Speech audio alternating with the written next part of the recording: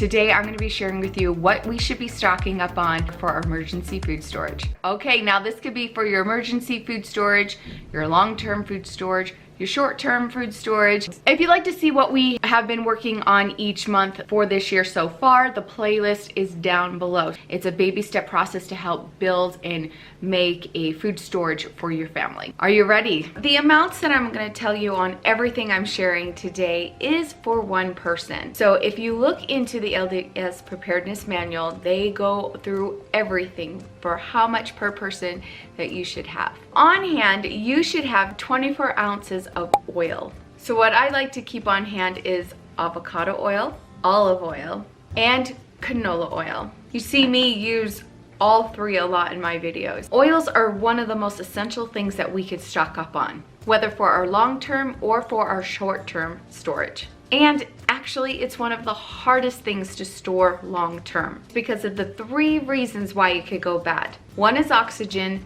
two is heat, and three is light. So when stored at room temperature, most oils can last 1 to 2 years. If it's open, you have about 6 months. If you keep the lid on tight and keep in a dark, cool place in your pantry, it will last you up to 6 months once opened. And some types of oils can actually last 5 years, but you need to keep it cool and in a dark place. I go through a lot of canola oil for baking, mostly for baking breads. Is it the best oil for you? Probably not.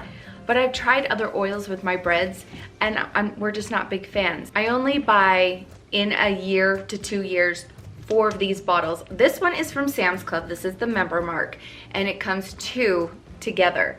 So I only buy 4 within the 2 years because I know how fast I'll go through it. Olive oil I can go longer with. This one was from Costco. This is 1 liter, 33.8 ounces, and it says best by March 2022. So you can see that these oils have a very long shelf life, and that's because they're a and I'm gonna butcher this.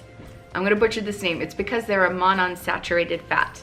Did I even pronounce that right? I have a link below that talks about the different types of fats and how they break down over time when oxygen hits them and things like that. So please go below. It was very interesting.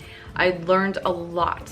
And we want to do our best to keep our cooking oils on the shelf lasting for us. They also can last in your refrigerator as well. From what I'm reading, you can also freeze oil. I don't know much about that, but I'll try to find some information for you and leave it below. All right, let's talk about some other fats that are good for us, like peanut butter and almond butter. These have a very good shelf life, and it's something to definitely store for long term. This video is not sponsored, but we are big fans of Jif and the Kroger brand of peanut butter. I store more just normal peanut butter than I do almond butter. The Walmart brand is not bad, but honestly, whatever is on sale that has a good sale price and that the best by date is really further down the road, that's what I'll stock up on. What I've read and researched about almond butter is that it is good up to its best by date, but also 6 months past. And when it is opened, when you have used it, you can keep it in your refrigerator up to 3 to 5 months, but it will do well on the shelf, really tight in a dark place. All you need to do is just stir up that oil. You also will get that in your refrigerator, but a lot more on your shelf. So all you have to do is just mix that oil in. Your peanut butters are also affected by the light and heat, so also keep in a dark, cool place. These can last years. So again, check that expiration date and you can go past that. I have gone past a year. They say 6 months, I've gone a year and it's been fine. So for this month, focus on getting at least 28 ounces of peanut butter or almond butter for each person to store. All right, let's talk about what the LDS Preparedness Manual has for us to stock up on. Now, I mentioned this book throughout the whole series. It is not church related, but somebody who is a member of our church created this book. It is phenomenal. It's been highly recommended by hundreds of people not of our faith. So I highly recommend this book. It is one of the best books that I have found on long-term and short-term food storage. We're going to talk about wheat again. As you notice throughout this series, there are certain times of the year where you're going to be stocking up on wheat. Now this can be the wheat berries, this could be wheat flour, however you want to do it. I like to find our wheat berries, the grains, in like Costco. We have a mill in town that I like to go to. The benefits of living in Utah, we can find the big buckets of wheat in many places. It's gone up in price. We are looking at hyperinflation. We are seeing it, you guys. Just yesterday, my husband and I were in Sam's Club. That video is coming next for you guys. And we definitely saw the prices go up. So start snagging these things now if your budget lets you. Like I said, I grab mine at Costco. Sometimes I do the flour and sometimes I do the grain. And you want them in buckets. So find yourself food grade buckets that have the really good sturdy lids. If it's something more long term, you don't need a twist on lid. I like the twist on lids. I have some right here. These are the twist and seal lids. So they snap right on. I mean, nothing's coming through. And then you're able to twist it open if you want to get in and start using whatever's in that bucket. Rice, grain, beans, whatever it is, oats. And so these are really great when you're diving in to your short-term food storage. You can use these for long-term, and then you're going to move your long-term to your short-term to your everyday use. The whole point of this is to be using it. Okay, you're gonna grab for one person 100 pounds of wheat. You're going to stock up on 25 pounds of sugar. And I would get it now. It is the holidays and a lot of people are gonna be buying sugars and things because that's that time of year. We use a lot of sugar, so start grabbing your sugar. I love going to the bulk stores and getting the big bags of sugar. I also like to get sugar in the number 10 cans. I'll even grab small bags of sugar. Now, if you have them on your shelf, I have some sugar in the corner over here that I did not put in my food saver bags fast enough. So all you have to do if it gets a little hard in places is just take like a fork or a knife or a spoon and just start edging it out and it'll crumble for you and you're good to go and store it how you need to store it.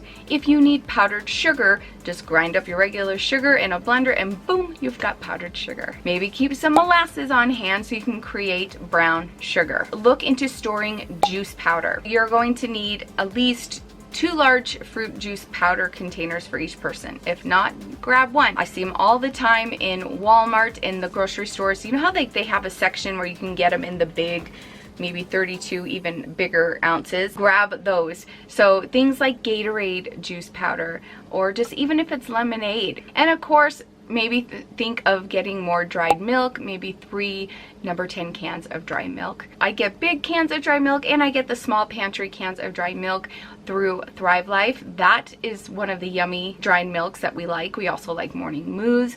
We have buckets of dried milk in our long-term food storage. If you don't know where to go to get that, I do have a link for Thrive Life down below. I am an affiliate because I loved them so much. I finally just decided to sign up as affiliate. So it is an affiliate link and you can see what they have for dry milks. Like I said, you can get the little pantry can or you can get the number 10 can. Think about getting maybe up to 9, but also according to your budget, number 10 cans of potato flakes. I was just on Amazon probably about a month ago. I got a tip from Valerie from the food storage organizer on her Instagram. She noticed that when she was on Amazon that Agassiz Farms had some cans on sale and they were potato flakes. So I was like, perfect. They had shredded potatoes and I think potato slices. Either way, get yourself some potatoes. Also, maybe think about getting a case of tuna. We did talk about meats and fish in the last 2 months, but according to the LDS Food Storage Preparedness Manual, they talk about a case of tuna or other meat. So I think we're right on track. I did pick up a case of tuna last month at our case lot sale and some chicken and turkey little cans as well. And lastly, chocolate chips. Start stocking up on these. They can last in your refrigerator for quite a while. They actually store very well there. Again, cool, dark place. But also you can freeze these like up to 18 months. I have frozen them over a year and they do just fine.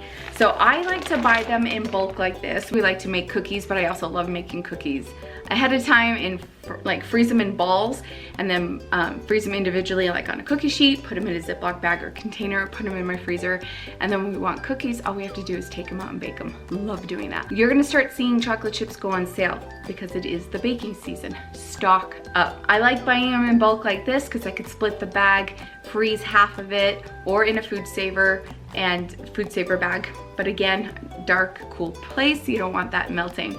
But they will last you a long time. So right now is a great time to start looking into your chocolate chips. And again, all the information and resources are down below for you in the description box. All right, friends, thank you so much for joining me, and we will see you soon. Bye.